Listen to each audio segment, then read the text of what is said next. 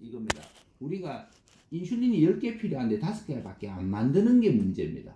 두 번째는 뭔가 하면은 다 10개를 만들었는데 이 만들어진 인슐린이 세포로 이동을 돼. 타겟 세포라고 이야기하죠. 원하는 세포로 보내야 됩니다. 보낼 때 인슐린이 지가 가는 게 아니고 데리고 가는 인자가 있습니다. 이게 당사슬이 붙어요. 여기 있는 8가지 당사슬이 붙어서 이게 데려갑니다. 다시 말하면 택배가 안 되면은 이게 당뇨입니다. 세 번째는 10개를 잘 만들고 택배를 잘 했습니다. 근데 세포 끝에 오면 세포 끝에 당사슬이 있습니다. 10만 개의 당사슬이 있는데 그 중에서 인슐린을 받아들이는 당사슬이 있습니다. 인슐린 리셉터라고 그러죠. 이게 인슐린하고 접합을 딱 합니다. 접합을 딱 하면 세포, 인슐린이 왔군 해서 문을 열어요. 세포의 문을. 세포의 문을 열어서 우리가 식사를 하고 난 뒤에 들어있는 당들을, 포도당들을 이렇게 흡수시켜요. GLUT4를 통해서. 그래서 이게 포도당이 들어와서 세포의 에너지원으로 쓰이는 겁니다. 그래서 우리가 세포에 당사슬이 있는 인슐린 리셉터라고 이야기를 하죠.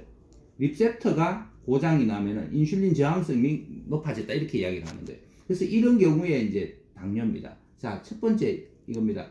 왜 10개를 만들어야 되는데 5개밖에 못 만드냐 이거지. 예를 들면 밥을 내가 한 그릇 먹었을 때하고 2그릇 먹었을 때하고 인슐린 분비되는 양이 틀려요. 그럼 뭐 양을 어떻게 틀리게 하느냐 하면 우리 몸에 인슐린 센서라는 게 있습니다.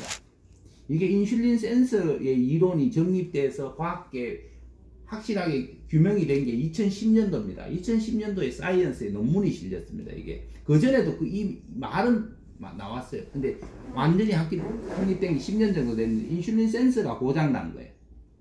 두 번째는 뭔가 하면은 센서가 정상이면은 센싱을 하고 나면 인슐린 센서에서 시상하고 연락을 합니다. 아, 밥 2그릇 들어왔으니까 10개 만들어라. 연락을 해요. 근데 세포 간의 대화라고 이야기해요. 세포 간의 커뮤니케이션 합니다.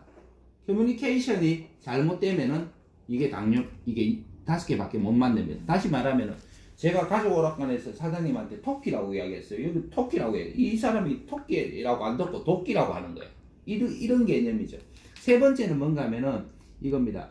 정상적으로 커뮤니케이션에서 췌장에서 만들어야 했는데 췌장이 망가진 거죠.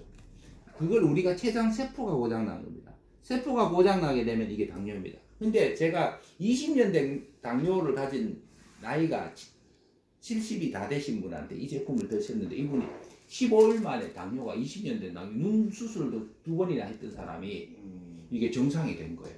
그래서 이 사람이 클리는 거예요, 그 사람이? 클리는 21일 클리했는데 보름하고 이게 당연히 정상이 된 거예요. 그래서 이 사람이 교회 장로인데요. 교회 가가지고 막 이걸 선전을 엄청나게 해서 내한테 안 하고 한 달 먹은 거 없어진다. 그리고 막 한 2달 있다 욕을 엄청나게 먹었어요. 사람들한테. 왜 난 안 났냐. 저한테 이야기를 안 했으니 난 몰랐지. 이게 무슨 말인가 하면 인슐린 센서가 고장난 사람은요 15일만 먹으면 정상됩니다. 근데 인슐린 리셉터가 고장났다. 이건 석 달을 먹어야 돼요. 자, 다시 말하면 우리가 인슐린을 이렇게 당을 측정할 때 당 수치도 측정하지만 당화 혈색소를 검사해요. 당화 혈색소는 피 속에 헤모글로빈에 당이 몇 프로 붙어 있느냐를 검사하는 겁니다. 근데 피가 90일 산다 했잖아요. 90일 사는데 오늘 검사했더니 내일 가서 검사해줘. 내일 검사 안 해줘. 왜? 또 수치가 똑같으니까 석 달 뒤가 되면 내 몸에 있는 피가 다 바뀌어 있어. 그때 다시 떠서 보는 거지. 3개월에 한 번씩. 그래서 3개월에 한 번씩을 해주는 이유가 그거예요.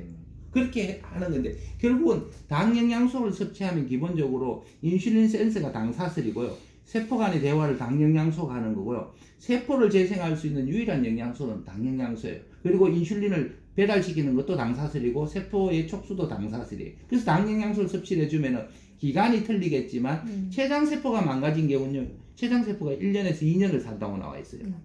우리 몸에서 세포 중에서 제일 오래 사는 세포는 골세포예요. 피를 만들어내는 세포예요. 그래서 골세포가 문제가 있는 환자를 우리가 백혈병이라고 해요.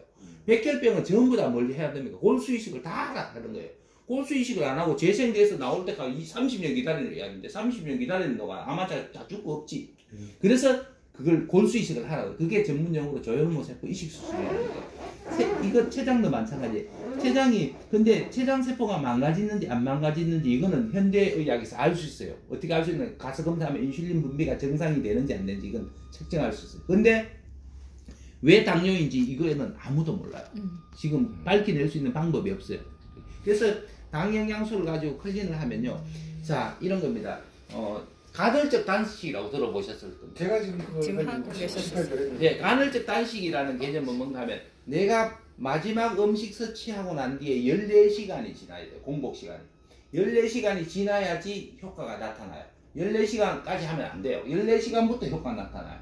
14시간이 지나면 우리 몸에 있는 그 세포나 우리 몸을 움직이는 것들, 미생물들, 이런 것들이 다 영양소가 필요해요. 그때 되면 몸에 영양소가 내가 먹은 게 하나도 없어요. 없으면 뭘 하는가 하면 우리 몸에서 망가진 DNA에 망가진 단백질이라든가 잘못된 것들을 이것들을 오토파지라고 해요. 자기 스스로 생기는 거예요. 오토파지가 활성화돼서 그걸 다 잡아먹어요. 그래서 몸에 있는 찌꺼기를 없애는 거지. 찌꺼기 다 잡아먹는 거예요. 먹을 게 없으면 우리가 지 잡아먹고 뭐 잡아먹듯이 지가 없어지듯이 이렇게 몸에서 그래요. 그래서 14시간을 공복을 하고 난 뒤에 그 다음을 유지해야 돼. 그게 간헐적 단식의 기본 개념이에요. 이게 당뇨 환자들한테 제가 클린을 시키는 이유가 간단합니다. 세포 재생이 되려고 하면 예를 들면 이런 사람들 뚱뚱한데 클린을 시키는데 몸무게가 1kg도 안 빠진 사람이 있어요. 왜 그러냐? 몸 보수가 다 끝나기 전에 살이 안 빠지거든요. 그래서 이게 이걸 유지시켜줘야지 이 몸을 회복시키는 기간을 가지고 있어요. 그래서 동물들은 저 여름만 2kg 빠졌어요. 동물들은 몸이 안 좋으면 안 먹어요. 고기를 끊어요. 인간들은 아프면 더 먹어요. 꾸역꾸역. 그 몸은 보수가 안 돼요. 다시 말하면 저녁에 잘 때 많이 먹잖아요. 많이 먹으면 위산부터 시작해서 음식에 다 효소들이 일을 해야 돼. 밤에는 복구를 해야 되는데 이게 음식이 들어있으니까 음식 처리를 하는 거예요. 그래서 지금 현대의학에서 급성 백혈병 많이 생기거든요. 요즘요. 많이 생기는 가장 근본적인 건 장애 영양의 불균형, 장애 유산균의 불균형으로 온다고 하거든요. 왜냐하면 장에서 흡수 덜 된 콜레스테롤, 흡수 덜 된 음식물 찌꺼기가 혈액을 들어가잖아요. 혈액 속에서 백혈구들이 뭘 하는가 하면 이게 소화하고 돌아다니는 거예요. 백혈구는 면역일을 해야 돼요. 그 면역력이 급격하게 갑자기 떨어지는 거예요. 면역 밸런스가. 그래서 백혈병이 온다라는 게 지금 정설로 나와 있거든요. 다시 말하면 군발이 붙잡아가지고 동네 청소시키는 거 똑같아요. 클린을 해야 되는 거네. 클린하는 게 제일 좋아요. 근데 클린하는 게 힘드시니까 사장님한테 3일 리셋을 하고 안 그러면 일주일 클린도 있거든요. 그걸 하고 나머지는 식사하시면서 하는 프로그램을 짜줘야 돼요. 그렇게 짜드려야 됩니다. 그래서 사람들이 있잖아요. 제가 대전에 있는 한의원에